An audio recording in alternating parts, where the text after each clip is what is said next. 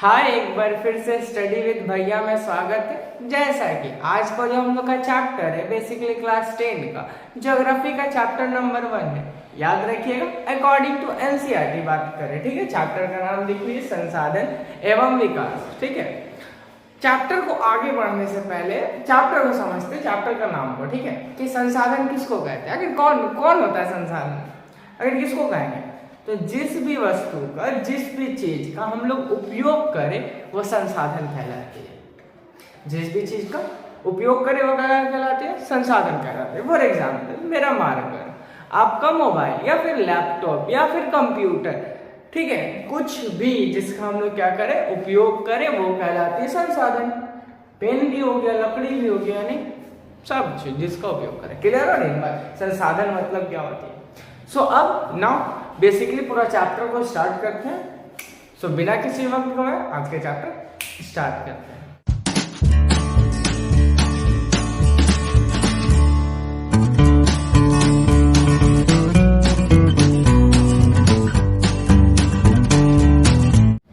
अब समझते हैं संसाधनों के प्रकार को, ठीक है।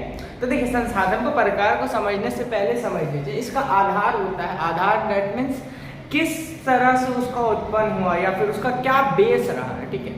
फॉर एग्जाम्पल यहाँ पे हम लोग संसाधनों के प्रकार में समझेंगे पहले उत्पत्ति के आधार पर। उत्पत्ति मतलब जन्म कैसे हुआ, उत्पन्न कैसे हुआ। तो उत्पन्न के आधार पर मात्र दो तरह का होता है, एक को कहते हैं जैव संसाधन, दूसरा को कहते हैं अजैव संसाधन। जैव संसाधन मतलब होता है जो जिंदा, जैव मतलब क्या, जो जिंदा हो उसको जैव संसाधन कहेंगे। जैसे इंसान हो गया, आपका पेड़ पौधा हो गया, फिर पशु पक्षी हो गया, सारा का सारा क्या कहलाती है, जैव संसाधन कहलाती है। जबकि इसका जस्ट अपोजिट, याद रखिएगा, अपोजिट करते जाएंगे। अजैव में मतलब क्या, जो मरल हो, ठीक है, कहने का मतलब जो मृत हो।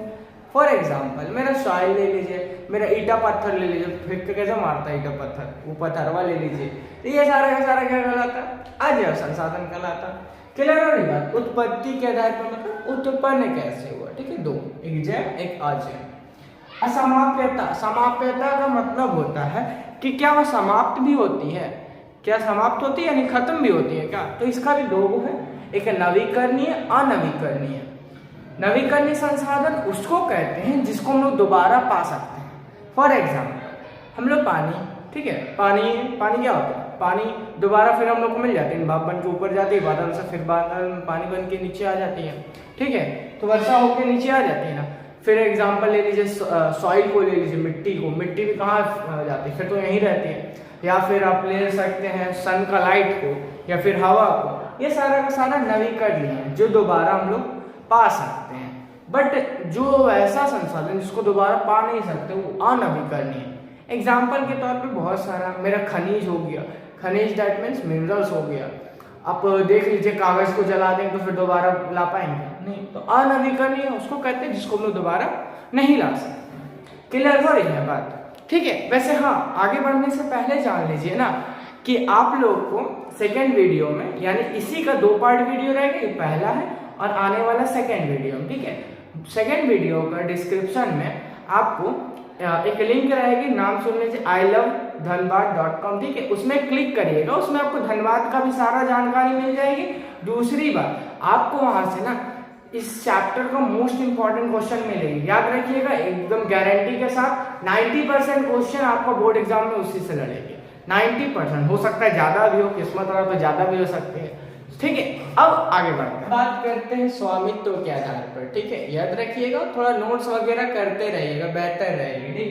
स्वामित्व के आधार पर, स्वामित्व मतलब है कि किसी का उसमें हक है, क्या हक का बात है, ठीक है, हक का। जैसे व्यक्तिगत, इसको हम लोग निजी भी बोलते हैं। व्यक्तिगत मतलब पर्सनली मेरा। फॉर एग्जाम्पल ये मार्कर किन का है, मेरा, ठीक है। पर्टिकुलरली किसी का बात करें तो व्यक्तिगत, जैसे मोबाइल किसका, मेरा। तो बात क्लियर हो रही, व्यक्तिगत जिस पर्टिकुलरली किसी का वो क्या कहलाती है, व्यक्तिगत संसाधन, ठीक। दूसरा सामुदायिक संसाधन। सामुदायिक मतलब जो सबका हो, किसी पर्टिकुलरली का ना हो। जैसे मान के चलिए रोड है, तो रोड किसका, किसी का है, बुझा रही है ना, तो सबका लोग सामुदायिक। राष्ट्र, पूरा देश में जो भी वस्तु पाए जाते हैं वो राष्ट्र कहलाते हैं। याद रखिएगा, राष्ट्र का यानी पूरा देश का, ठीक है। अब ऐसा नहीं कि मोबाइल है तो देश का, वैसा बात नहीं है, यानी कि जो प्राकृतिक रूप से पाया जाता है, ठीक है, जैसे मान लीजिए पेड़ पौधा किसी पर्टिकुलरली का है क्या, नहीं, तो नहीं वैसा भी मत सोच लीजिएगा कि ये मतलब हम आम का पेड़ उगा है तो आम का भैया मेरा किसी का नहीं होगा कहा तो मेरा है ना, वैसा नहीं। राष्ट्रीय संसाधन उसको कहते हैं जो किसी राष्ट्र का, मतलब जब किसी राष्ट्र का, जैसे मान के चलिए इंडिया में तो चाइना वाला तो ना आएगा तो थुरा के नहीं जाएगा, बुझा लिया ना, तो राष्ट्रीय संसाधन उसमें अच्छा राष्ट्रीय संसाधन का एक बात और जान लीजिए ना कि जैसे समुद्र है ना, समुद्र में भी भारत का, जैसे मान चलिए एग्जाम्पल के तौर पर भारत का ले लेते हैं, भारत में हम लोग जानते हैं 3 तरफ से समुद्र का पानी से घिरा हुआ, ठीक है, तो यहाँ पे ना 12 माइल यानी हम लोग बोल सकते हैं लगभग 19 किलोमीटर, कह लीजिए 19 किलोमीटर ना दूर भी ना भारत ही के अंतर्गत आता है। जैसे मान के चलिए यहाँ पे है, यहाँ से 19 किलोमीटर दूर तक में अगर पानी रहा ना तो वही भारत का होता है। ये अंतर्राष्ट्रीय एक नियम है, ठीक है, वो भारत का अंतर्गत ही आते हैं। अब अंतर्राष्ट्रीय संसाधन किसको कहेंगे? वैसा संसाधन जिसपे किसी का हक ना हो, यानी पूरा दुनिया में, जैसे एक एग्जाम्पल के तौर पे समुद्र से लगभग 200 किलोमीटर बाद से किसी का हक नहीं होता अगर वो किसी देश का अंतर्गत ना होता हो, तो उसको हम लोग अंतर्राष्ट्रीय संसाधन कहते हैं। क्लियर हो रही बात? स्वामित्व के आधार पर किसी पर्टिकुलरली किसी का हक है कि नहीं। बात करते हैं विकास के स्तर पर, ठीक है, विकास मतलब उसका डेवलपमेंट हुआ है क्या, यानी उसको विकास मिला है, यानी कि हम लोग बोल सकते हैं ना, बोलते हैं ना विकसित होते जा रहा, विकास करते जा रहा, ठीक है। तो विकास के स्तर के आधार पर कौन कौन सा होगा? तो संभावी संसाधन उसको कहते हैं जिसका हम लोग अभी पर्टिकुलरली बहुत अच्छा से उपयोग नहीं जानते हैं, लेकिन आने वाला समय में उसका पूरा संभावना है कि हम लोग उसका उपयोग करें, तो उसको हम लोग संभावी संसाधन कहते हैं। संभावी मतलब नहीं लग रहा संभव जो हो सकता है, यानी आने वाला समय में हम लोग उसका उपयोग करेंगे तो वो क्या कहलाएगा? संभावी संसाधन कहलाएगा, ठीक है। विकसित संसाधन वैसा संसाधन जिसको हम लोग अभी विकसित रूप से अच्छा खासा सीख लिए, बहुत अच्छा सा, मान के चलिए हम लोग कोयला है, ठीक है, जानते हैं झरिया में कितना सारा कोयला है, ठीक है, कोयला का अच्छा खासा उपयोग हम लोग जान लिए, ठीक है, पेट्रोलियम का जान लिए, जो संसाधन को हम लोग जान लिए हैं विकसित रूप से जान लिए तो वो विकसित संसाधन कहलाते हैं, ठीक है। तीसरा बात करें भंडार, जैसे हम लोग जानते हैं ना लगभग पृथ्वी में 78% क्या है मेरा आपका नाइट्रोजन है, ऑक्सीजन है 21% लगभग, फिर बाकी जो बचा 1% के अंतर्गत आती है। चलिए ना ये इसको हटा के और बात कर लेते हैं हाइड्रोजन। हम लोग जानते हैं ना हाइड्रोजन, मान चलिए वाटर का H2O फॉर्मूला होता है ना, उसमें H जो होता है वो हाइड्रोजन कहलाती है। तो हाइड्रोजन का भी हम लोग उपयोग जाने का बहुत अच्छा से नहीं, लेकिन हाइड्रोजन है बहुत मात्रा में, वाटर है यानी हाइड्रोजन भी है, ठीक है, नाइट्रोजन भी है जैसा, तो हम लोग बहुत हद तक नहीं ना जाने हैं उसका उपयोग, लेकिन उम्मीद है कि आगे जाके कर सकते। हो गया भंडार है ना, भंडार मतलब ढेर सारा, तो भंडार है लेकिन उसका उपयोग जानते नहीं, उम्मीद है कि आने वाला समय में कर सकते हैं, अभी नहीं है। संचित मतलब है बहुत और थोड़ा बहुत उपयोग भी जानते हैं। जैसे मान के चलिए हम लोग डैम को ले लेते हैं, ठीक है, वाटर से हम लोग डैम चलाते हैं, ठीक है, बिना वाटर का होगा क्या? नदी के किनारे ना डैम चलती है, ठीक है, डैम बनती है, तो डैम में क्या करते हैं ना, उस संचित बहुत ज्यादा वाटर है ना, लेकिन बहुत सारा नदी में तो अभी तक डैम नहीं है, तो इसका हम लोग उपयोग करते हैं, लेकिन उम्मीद है आने वाले समय में और थोड़ा ज्यादा होता जाएगा। तो ये सारा का सारा था आपका क्या संसाधनों के प्रकार। ओके, अब जानते हैं ना कि संसाधन का उपयोग हम लोग किस प्रकार से करते हैं। ओके, समझते हैं। अब समझते हैं कि संसाधनों का उपयोग के बारे में, ठीक है। समय के साथ ही साथ ना इंसान लोग ढेर लालची होते जाता है। कहने का मतलब है कि संसाधन जितना ज्यादा रहता है ना, तो इंसान लोग क्या करते हैं ना, खुद का खाली पेट पालने का चक्कर में, मतलब खाली खुद का देखता है और बाकी संसाधन मतलब बाकी लोग को नहीं देखता है। इसके कारण ना, जैसे फॉर एग्जाम्पल मान के चलिए कुछ लोग है, ठीक है, वो पेड़ पौधा इतना काट रहा है, भाई लोग को पता नहीं है कि उसका चक्कर में कितना लोगों का नुकसान होगा, ठीक है, या फिर कितना सारा जीव का नुकसान होगा, ठीक। हम लोग यहाँ संसाधन का उपयोग के बारे में जान रहे हैं, ठीक है। संसाधनों का उपयोग वाकई लाजमी है कि करना चाहिए, लेकिन अत्यधिक ना करना चाहिए, यानी कि बहुत ज़्यादा नहीं करना चाहिए क्या संसाधनों का उपयोग। इससे क्या होती है, पहला, बहुत सारा संसाधनों को खत्म होने का चांसेस रहता है, ठीक है, याद रखिए, बहुत सारा संसाधनों का खत्म होने का चांसेस रहता है। दूसरी बात, अगर पर्यावरण का बात करें तो उसमें बहुत ज़्यादा नुकसान पड़ते हैं, ठीक है, पर्यावरण को बहुत हानि पड़ती है।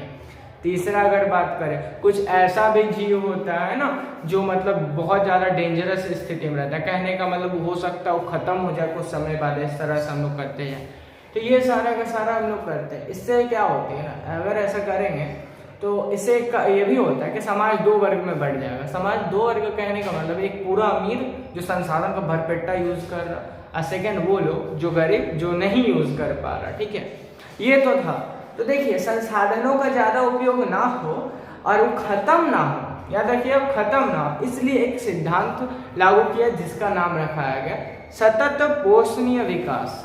ये एक तरह का सिद्धांत है जिसमें कहा गया है कि संसाधनों का हम लोग उस तरीके से उपयोग करेंगे जिससे हम लोग तो उपयोग कर ही सके, लेकिन आने वाला समय में उसमें जो भावी पीढ़ी है, मतलब जो बाल बच्चा लोग है, वो लोग भी उसको उपयोग कर सके। जैसे मान चलो हम लोग पेट्रोल बहुत ज़्यादा यूज़ करो, कोई बहुत देखा अगर बाइक को चलाता, ठीक है, मतलब मज़ा आता है दिखाने में, तो बहुत लोग को, तो लोग बेवजह का खाली क्या कर रहा है, पेट्रोल बर्बाद कर रहा है ना। तो अगर पेट्रोल बर्बाद हो जाएगा, पता होना चाहिए कि उसका लाखों साल लग जाती है बनने में, ठीक, तो आने वाला समय में तो खत्म हो जाएगा।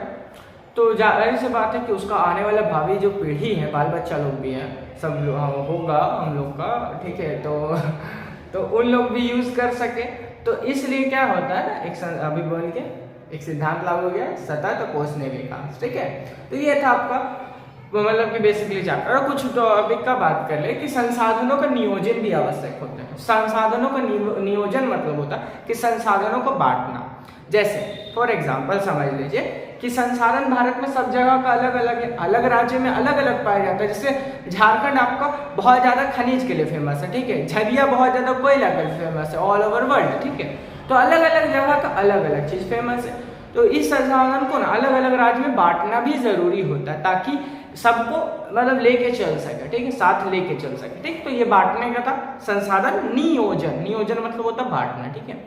साथ ही साथ देखिए ना, हम लोग को संसाधन का संरक्षण भी करना चाहिए। संसाधन का संरक्षण बोल देता है कि क्यों आवश्यक है, तो देखिए संसाधन का संरक्षण इसलिए आवश्यक है, जैसा अभी बोले ना कि संसाधन का ज्यादा उपयोग करेंगे तो क्या होगा, पर्यावरण को भी हानि पहुंचेगी।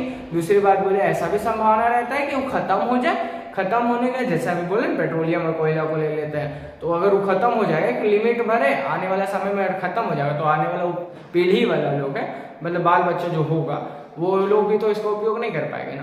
तो ये मतलब क्या है, संसाधनों का मतलब क्या है, जरूरी है संरक्षण करने का, यानी इसको बचाना बहुत ज्यादा जरूरी है, ठीक है। ये था आपका बेसिकली हाफ चैप्टर। अब बात करेंगे सेकेंड पार्ट में, सेकेंड वीडियो में, ठीक है। So thanks for watching. जय हिंद, जय भारत।